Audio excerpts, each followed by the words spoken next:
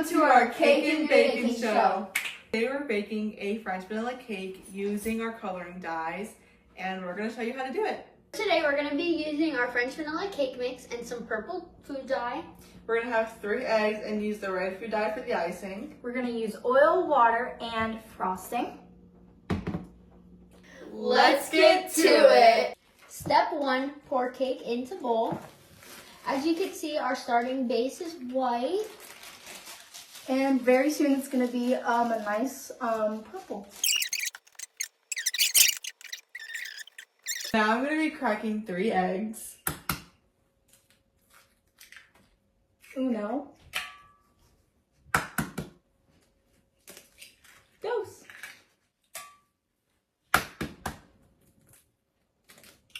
Tres. This is also, fun fact, a homogeneous mixture. No lumps, nothing, all one base All the for same. now. Very smooth. Okay. Not sure if you can see. It's in there. Okie dokie. I'm I'm a cameraman. Alright, now we're going to mix it. Tyrant purple food dye is, you're most likely going to find it from the aristocrats back then. It was very, very rich. Only rich people could afford to wear the purple. It was very hard. A lot of I think we need more. we're gonna add a little We're bit going to more. add some more. I didn't even show up.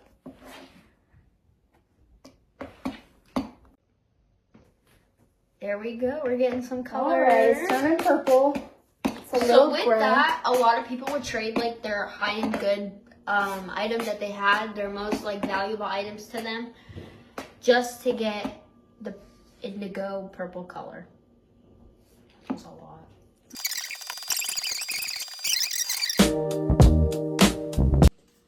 So the color dye green originated from the toxic chemical arsenic. Back then, the Romans used to use copper and soak it in wine and let it ferment to create the bright green color. So it was very flashy and noticeable, but wasn't as high-end as the color indigo. Okay, now we're gonna add in our food dye into our slime.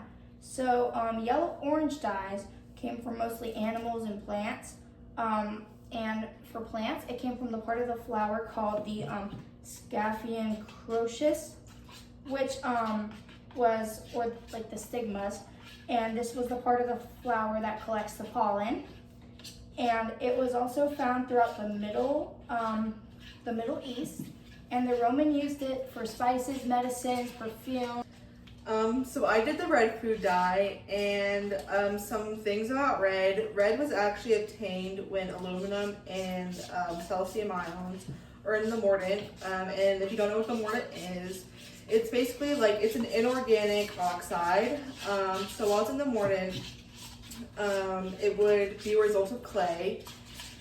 And they would get the clay, they would dry it out, crush it up and make it into a powder. And while they would do that, it would come from a madder root. And this was most likely used by Alexander the Great.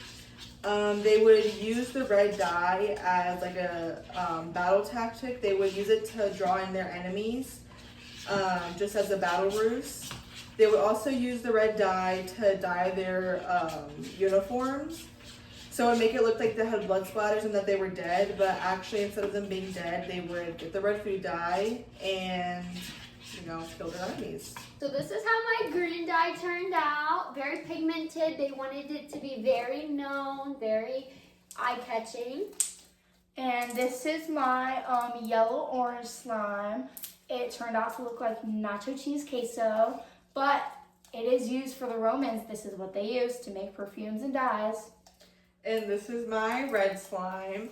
This, I feel like, definitely matches what Alexander the Great would use to dye their clothes. And so, yeah. And it looks like a heart. Happy Valentine's Day. Yeah, this is not. Now let's go ice our cake. Continue. In 1776, the madder plant became introduced in France. Towards the 18th century, became one of the most important sources of wealth. And so now we're going to mix this red food dye into the white icing. Just a little bit. Indigo producing plant actually doesn't look indigo at all. The color starts to appear after fermentation, followed by alkaline conditions and oxidation. So after that whole long process, that's when the color starts to appear. Food dyes were used for earlier medicine. They were also used to represent religions. Oh, sprinkles are falling from the sky. Anyway, they were earlier versions of indigo, and they made dyes more accessible for everybody to use. And yeah.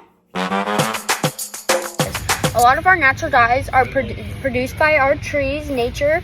It's now fall outside, so a lot of our leaves are changing colors, becoming yellow and red. So in simple terms, that's basically less chlorophyll plus trapped sugars plus sunlight equals the red leaves. But in more scientific terms, that is the cantanoids, which are the yellow and orange leaves. And for the red leaves, that's anthocyanins, which create the red leaves. And how we get, which is how we get the red, orange, and yellow leaves. And my dog Discovered dyes using silk. Dyes came by plants, grass, flowers. Insects were even used to create your darker brown rich colors to get that very gourmet color. Coal was also used to dye very numerous things back then because they didn't discover dyes yet. After Perkins' accident working with coal, he discovered a black oily substance that he used while trying to make a synthetic drug, melamine, and he discovered that it can be used to dye silk a vibrant purple. Everyone found this discovery just really interesting and intriguing. They called it mobbing, and they had a whole mass production theory which kind of created a whole variety of synthetic and natural dyes. Marco Polo thought he was the first person to use indigo, but it was actually way before his time. People in Africa and Asia were actually using it. Marco. Polo.